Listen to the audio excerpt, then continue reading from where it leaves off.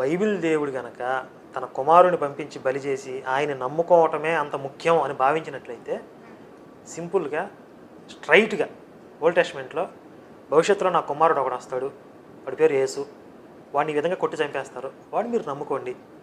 అవును, డైరెక్ట్గా అలా చెప్పొచ్చుగా? అలా చెప్పలేదే.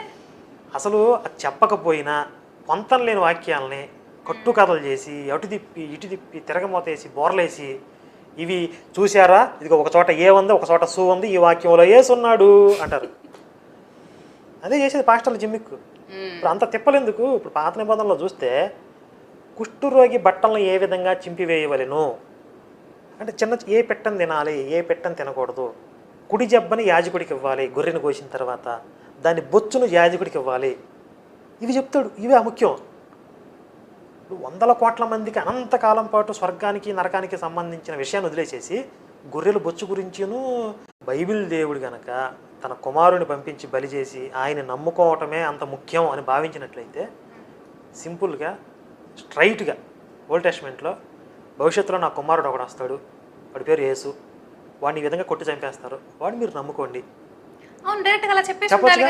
అలా చెప్పలేదే. అసలు అది చెప్పకపోయినా పొంతం లేని వాక్యాలని కట్టుకథలు చేసి అటు తిప్పి ఇటు తిప్పి తిరగమోతేసి బోర్లేసి ఇవి చూసారా, ఇదిగో ఒక చోట ఏ ఉంది, ఒక చోట సు ఉంది, ఈ వాక్యంలో ఏసున్నాడు అంటారు.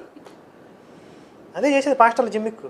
ఇప్పుడు అంత తిప్పలేందుకు? ఇప్పుడు పాత నిబంధనలో చూస్తే కుష్ఠరోగి బట్టలను ఏ విధంగా చింపివేయవలెను అంటే ఏ పెట్టని తినాలి, ఏ పెట్టని తినకూడదు, కుడి జబ్బని యాజకుడికి ఇవ్వాలి గొర్రెను కోసిన తర్వాత, దాని బొచ్చును యాజకుడికి ఇవ్వాలి, ఇవి చెప్తాడు. ఇవే ముఖ్యం. ఇప్పుడు 100 కోట్ల మందికి అనంతకాలం పాటు స్వర్గానికి నరకానికి సంబంధించిన విషయాన్ని వదిలేసేసి గొర్రెల బొచ్చు గురించిను